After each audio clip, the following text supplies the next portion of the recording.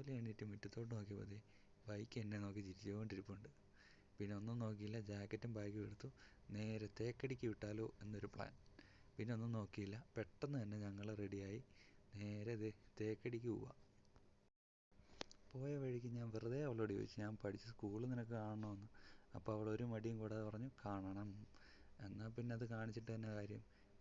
ഇതാണ് ഞാൻ പഠിച്ച സ്കൂള്, NSS കരുണാപുരം. അവിടെയൊക്കെ കയറി കണ്ട് വീണ്ടും നമ്മൾ യാത്ര തുടങ്ങി. അങ്ങനെ നമ്മൾ കമ്പംമെട്ട് ചെക്ക് പോസ്റ്റ് എടുത്തിട്ടുണ്ട്.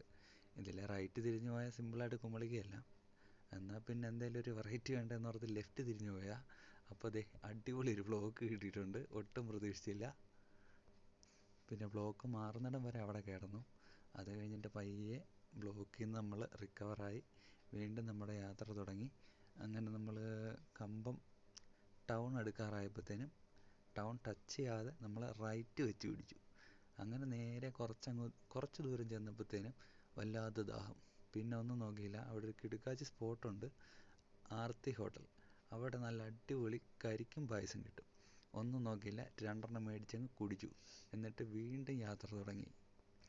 ഇവിടുന്ന് മുന്നോട്ട് വരുമ്പോഴാണ് നമ്മുടെ മുല്ലപ്പെരിയാറിൽ നിന്ന് തമിഴ്നാട്ടിലേക്ക് പെൻസ്റ്റോക്ക് പൈപ്പ് വഴി വെള്ളം കൊണ്ടുവന്ന് കാഴ്ച കാണുന്നത്.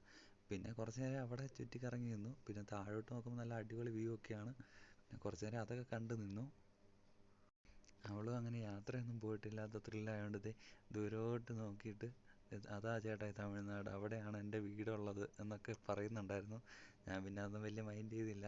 അവളങ്ങനെ ബുദ്ധിക്ക് ഇച്ചിരി കുറവുള്ളതുകൊണ്ട് അവളിങ്ങനെ പലതും പറയുന്നുണ്ടായിരുന്നു. പിന്നെ ഞങ്ങൾ വീണ്ടും നമ്മുടെ യാത്ര കണ്ടിന്യൂ ചെയ്തു.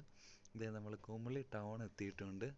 അവിടുത്തെ ചെക്ക് പോസ്റ്റൊക്കെ കഴിഞ്ഞ് കുറച്ചുകൂടെ ഉള്ളു കേട്ടോ ഇനി തേക്കടിക്ക്. നമ്മൾ അവിടുന്ന് നമ്മുടെ യാത്ര തുടങ്ങുവാണ്. അങ്ങനെ നമ്മുടെ ബൈക്ക് പാർക്കിങ്ങിൽ പാർക്ക് ചെയ്തിട്ട് ഫോറസ്റ്റുകാരുടെ വണ്ടിയിലാണ് നമ്മൾ മുന്നോട്ടുള്ള യാത്ര. ഇനി നമ്മൾ ബോട്ടിങ്ങിലേക്കാണ് പോയിക്കൊണ്ടിരിക്കുന്നത്. അങ്ങനെ നമ്മൾ ബോട്ടിങ്ങിൽ എത്തിയിട്ടുണ്ട്. അത്യാവശ്യം നല്ല തിരക്കുണ്ട് കേട്ടോ ഇന്ന്. നമ്മൾ കുറച്ച് നേരത്തെ തന്നെ എത്തിയിട്ടുണ്ട്. എന്നാലും കുറച്ച് നേരം അവിടെ സ്പെൻഡ് ചെയ്തിട്ട് നമുക്ക് പാസ്സൊക്കെ എടുത്ത് നമ്മൾ നമ്മുടെ ബോട്ടിൻ്റെ അടുത്തേക്ക് പതിയെ അങ്ങ് നടക്കുകയാണ്. നമ്മുടെ ബോട്ടിൻ്റെ പേര് പെരിയാർ എന്നാണ്. ഇനി ബാക്കിയുള്ള കാഴ്ച അകത്ത് കയറിയിട്ട്. അങ്ങനെ നമ്മൾ ബോട്ടിൽ കയറി. എല്ലാവരും ലൈഫ് ജാക്കറ്റൊക്കെ ഇട്ട് നല്ല സേഫായിട്ടുള്ള യാത്രയായിരുന്നു. സൈഡ് സീനൊക്കെ അടിപൊളിയായിരുന്നു, ഒരു രക്ഷയില്ല. നമുക്ക് ഗൈഡും ഉണ്ടായിരുന്നു. ഗൈഡ് നമുക്ക് നല്ല ഗൈഡിങ് ആയിരുന്നു തന്നുകൊണ്ടിരുന്നത്. പോകുന്ന വഴിക്ക് നമ്മൾ കുറേ മൃഗങ്ങളെയൊക്കെ കാണുന്നുണ്ടായിരുന്നു. അതുപോലെ തന്നെ ആന, മ്ലാവ്, കാട്ടുപോത്ത്, കാട്ടുപന്നി, അങ്ങനെ ഒരുപാട് മൃഗങ്ങളെ കണ്ടു. ശരിക്കും ഈ ബോട്ട് യാത്രയൊക്കെ അടിപൊളിയാണ് കേട്ടോ. നല്ലൊരു എക്സ്പീരിയൻസ് ആയിരുന്നു.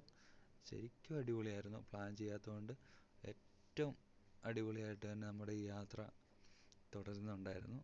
അങ്ങനെ 1.5 മണിക്കൂറിന് ശേഷം നമ്മുടെ ബോട്ട് യാത്ര ഏറെക്കുറെ തീരാറായി. അങ്ങനെ കാഴ്ചകളൊക്കെ കണ്ട് പതിയെ ബോട്ടിൽ നിന്നങ്ങ് ഇറങ്ങി. ഇനി നമ്മൾ നേരെ തിരിച്ചു പോവുകയാണ്. അപ്പോൾ തിരിച്ചു പോകാൻ വേണ്ടിയുള്ളൊരു ക്യൂ ആണിത്. നമ്മൾ ആ വന്ന ബസ്സിൽ തന്നെയാണ് നമ്മൾ തിരിച്ചു പോകുന്നത്. അത് ഇവിടെ പാർക്ക് ചെയ്തിട്ടുണ്ട്. പ്ലാൻ ചെയ്യാത്തതുകൊണ്ട് തന്നെ എനിക്ക് ഇന്നത്തെ ട്രിപ്പ് ഒരുപാട് ഇഷ്ടപ്പെട്ടു. അപ്പോൾ അടുത്ത വീഡിയോ ആയിട്ട് വീണ്ടും കാണാം. ബൈ.